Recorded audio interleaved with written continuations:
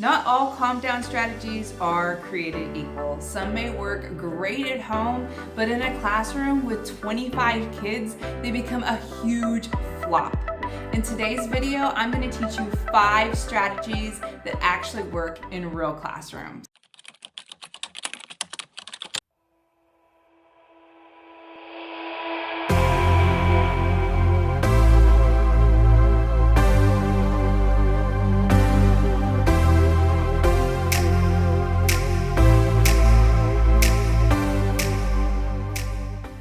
Hello and welcome back to my channel. If you're new here, my name is Rachel from the Behavior Check-In. I'm a K-12 behavior specialist who helps teachers in real classrooms with strategies that actually work. So in today's video, we are talking about 5 strategies that you can use tomorrow to help your students when they are escalated and help them de-escalate and become regulated again. My absolute favorite strategy is deep breathing because it's quick and easy and you can do it anywhere and it's easy to teach kids how to do. I love to do the box breathing and use visual strategies to help. Sometimes we can do the star breathing or rainbow breathing or whatever, but really what it is that we breathe in, hold it for 4 seconds, and then breathe out.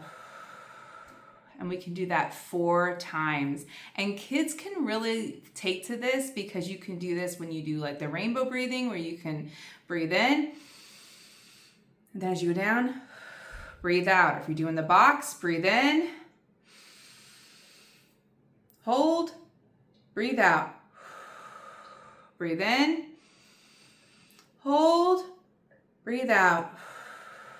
And have them count that for 4. That will help them lower their anxiety levels and their heart rate and bring them back to baseline as they practice that. And I love that strategy because, like I said, it's quick and easy to use in the classroom and it's something that they will take with them wherever they go. They will use this the rest of their lives. I use this strategy. So I really think this is valuable when we're teaching these skills for our students. We're teaching things that they can do and implement anywhere that they're at.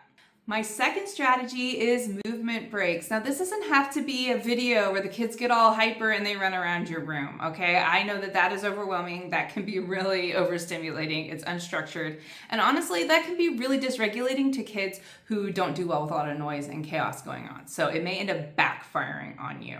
It really just depends on your students in your class. Things that I like to do that are helpful for students are things like wall push-ups. That's something that you can do really easily in the classroom. You can just turn around, find a wall, and do some wall push-ups till you are feeling better. When I worked with middle school boys, we'd actually do real push-ups. Sometimes we would even do push-up competitions. They would usually beat me. There were some other teachers that were actually able to beat them, but they usually could beat me. But they loved that part too. And it really helped with regulating them and getting them back to baseline. Also doing some stretches, some poses, those can be really helpful.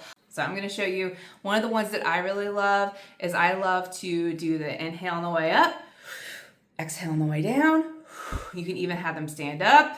And I like to take my arms and I like to cross them, interlock my fingers, bring them in and give myself a big hug. I usually end this with an affirmation and I do this with students as a movement break. This is a way to help get some of that movement in for these students where it's not as chaotic in your classroom. A simple one that you can do is you can just go for a walk or you can have students walk around the classroom and maybe have different sensory activities that they could walk to. You can post pictures around your room, like do the wall push-ups here, do the breathing stretches here. Maybe you could, sit down like a frog, stand up, sit down like a frog, whatever you want to do, but you could actually do your own little like makeshift sensory path in your classroom. If you have a student who needs movement breaks, they can get up when they need a break, give you that break signal, and get up and move around the room and do the different strategies that you have. Like I talked about when I was teaching you about how to use a calm down corner, it's really important to model and teach the expectations on how that they do this. Also share that with your whole class so that they aren't distracted when people are up and doing these breaks. They will get used to it, I promise. But it is so important to make sure that you're teaching kids how to do these strategies appropriately and not an escape. And you can always remind them that this is supposed to help you regulate and supposed to help you focus. And if we find that it's not helping you regulate or focus, then we will find another strategy that will be helpful for you. Number 3, since we were talking about the breaks and how to use things appropriately, we're going to talk about fidgets and fidgets done right. Normally, if you tell a teacher a fidget, and I get it 100%, I have been in the classroom, I know, they go, "Are you kidding me?" So you're gonna give the kid a toy to toss around the room and throw at their neighbor and all the things. That's just gonna really help. No, we need to be really intentional about the fidgets that we use. We need to pick something that's going to help the student focus. I usually allow them to pick from several different ones that I have pre-approved that I know can be helpful in the classroom and are less likely to become toys. And we will sit down and let them pick them out. We will model how to use it appropriately, when that they can use it. And that is how I teach how to use fidgets. I always tell students that it is a tool, not a toy. I show them what a tool looks like, how we can hold a fidget, how we're still able to focus, listen to the teacher, be an active learner, what that looks like. I also show them what it looks like when it's a toy. I'm very direct. I model exactly all the behaviors I don't want to see them doing and remind them that that's what a toy is. And that if they make it a toy, it'll have to go up and they'll have to pick a different calming strategy. Hold firm to the boundary. You always have to do that, because if you allow them to kind of wheel and deal with you on this one, "Oh, I'll do better next time," they're gonna keep pushing in that direction. So it's really important that, no, we had the discussion, we talked about it, have them repeat it back to you, have them show you the appropriate behavior, all of those things. And then that way, if they're struggling with it, we can find another sensory tool. We're not taking away their sensory tools and their outlets, but we will find another one that's more appropriate for that child. It's a lot of trial and error, but you will find it. One strategy that's been really beneficial for a student that I work with is getting ice. They do really well with just having ice and chewing on it. And I would not hand this student a fidget because the fidgets become an issue for them. They are becoming more self-aware and recognizing that fidgets are becoming an issue, but the ice has been an absolute game changer. So it's a lot of trial and error on what works. I put in, like I said, the little ice machine for my student to use, and they're able to get up and get ice, and they use it appropriately because it's helpful for them. And that's the biggest thing to remember. It's a tool, not a toy, and if it's helpful for them, we will see the improved behavior. Number 4, positive self-talk and affirmations, talking kindly to ourselves. I also like to make sure that when a student is escalated, I am using a nice, calm voice with them. I am letting them know that they're safe, they're okay, and we're going to work through this together. Sometimes when a kid is having a big moment, I also find that it's important to let them know that we're not in trouble. Right now, our focus is on helping them regulate and calm down. And I try to keep that really neutral. And then when we're coming back and we're talking about the behaviors and that sort of thing, we're using those positive self-talk. Often you'll hear students say, "I'm so stupid, I'm so bad." And we can reframe that to, "I am learning and I'm growing." Let's practice that. You're learning and growing. Yes, we made a mistake, but we do better every single day. And you can have them practice that. "I am learning, I'm growing, I am doing better every single day. I am proud of myself. I am proud of my growth." Model that for them and have them practice that. I've been doing this for a while, and the biggest thing that I noticed about a lot of our kids who struggle with emotional regulation is that they're so frustrated with themselves. They have poor self-esteem often because they have these behaviors and they are treated negatively for these behaviors because behavior can be scary. And even when you have the most trauma-informed staff around, sometimes you just can't hide your reaction, and students can't hide their reaction at scary. And sometimes it keeps them from making friends, and it can be really overwhelming for them, and they feel really bad about themselves. A lot of these kids love their classmates and they love their teachers, and they want their classmates and their teachers to love them back. And when they do these things and they see that people aren't happy, it really, a lot of them internalize it. Some of these kids are harder on themselves than we can even imagine. So teaching them how to say nice things to themselves, teaching them how to celebrate their own personal wins, teaching them they can do this. I remind my students that we can make the goals, that they are able to do this, that they're strong, and that I believe in them, and I want them to say those kind things to themselves. Our brain can't tell the difference between whether I say a kind thing to myself or someone else says a kind thing to me. And if plants grow when we give them affirmations, you know children are going to grow. So I really love positive self-talk. I used to practice this in my morning meeting, like I showed you when we did the self-hug. I always bring that in and say, I love me, I am proud of me, and letting kids do that. And when they're coming out of the calm corner or after you're debriefing after a behavior, you can have them say that, I am proud of me, I am learning and growing. And that will help them know that they are on the right path. A lot of us need words of affirmation spoken to us, and we need to speak words of affirmation to ourselves. Finally, last but not least, number 5, and this is one of my favorite strategies. When I discovered mindfulness, it was a game changer for me. I really struggled with managing my emotions as an adult, as a child. I would get overwhelmed really easily, and I would internalize a lot of stress, and then it would build and build and build, and then I would explode.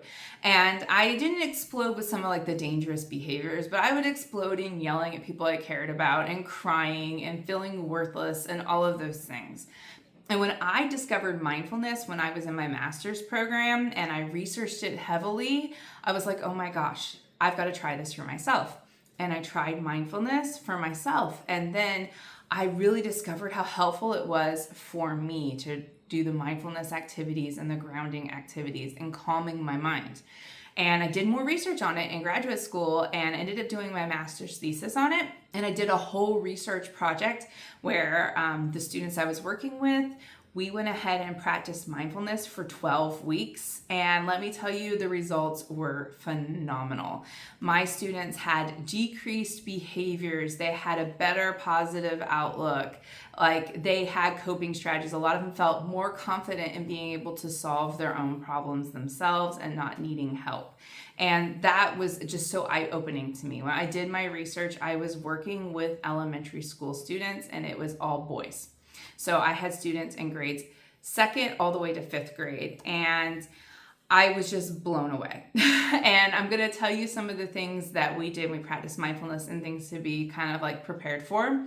So when I started it out, they all thought I was a goofball, but I set the expectation like I always talk about and laid it out explicitly what I was hoping for. And I even added a little small treat at the end just to kind of sweeten the pot for them. And we practiced mindfulness by following guided meditations. We used Mind Yeti, and then I also did some scripts with them as well. Like I said initially, some of them weren't on board, especially my older boys. They thought it was pretty hokey. They didn't want to do it. But I told them, I'm not forcing you to do anything. My only expectation is that you sit quietly. You can put your head down, you can keep your head up, but we have to be respectful to those around us so that they can participate.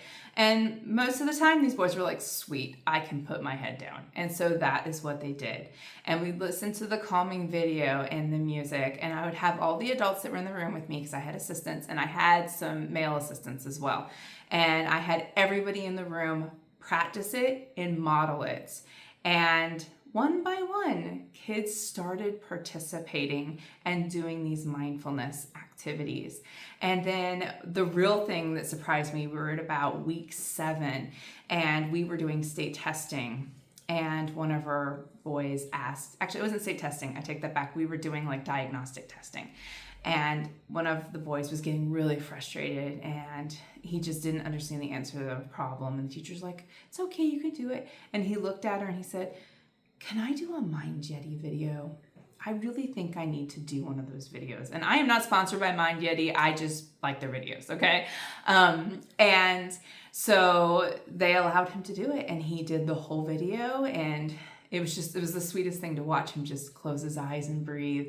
And then afterwards he said, okay, I'm ready. And he went back in and finished his diagnostic. And that was just such a big deal, because that particular student that I'd worked with really struggled with just going from 0 to 100 and flipping desks and doing all the things when they were getting really overwhelmed. So to go from this into being able to do that was just a real testament to me to how important it was. And one thing I have to really get with you on this one, we have to stay the course when you're teaching these lessons to these kids. Follow them, keep doing it. You're gonna have days where the whole thing doesn't feel super calm because there's gonna be days where some of the other kids are dysregulated or they want to interrupt anybody, but you keep on keeping on. You keep consistent. They know it's the routine. And kids really were looking forward to doing these lessons. They liked having a moment to calm down. They liked having a moment where they could quiet their mind and get a little bit of a break. So I love mindfulness, obviously. And I highly recommend Mind Yeti as something you can check out. If you don't want to purchase a subscription, you can also do mindfulness scripts. You can use ChatGPT to help you come up with some mindfulness scripts. I used to really like to just play some calming music in the background. Sometimes I would read a relaxing visualization story. There were so many different things that I would do, but it would allow those kids to have the structured breaks and practice their breathing strategies like I talked about in number 1. So if you want to try any of these strategies or you're looking for any visuals or anything to help you out, I have created some resources that I will link below that you can take a look at and decide if you want. If not, that's fine too. But hopefully this was helpful to you. If it was, please like it, give it a big thumbs up, share it to another teacher who could benefit from this. And if you haven't already, subscribe. This really helps my channel. I am happy to share all of these things with you for free, my knowledge and expertise with you for free. So in return, if you can just give it a like and share it out and subscribe, that means everything for me because that really helps support my channel. Thank you so much for watching, and I will catch you in the next one.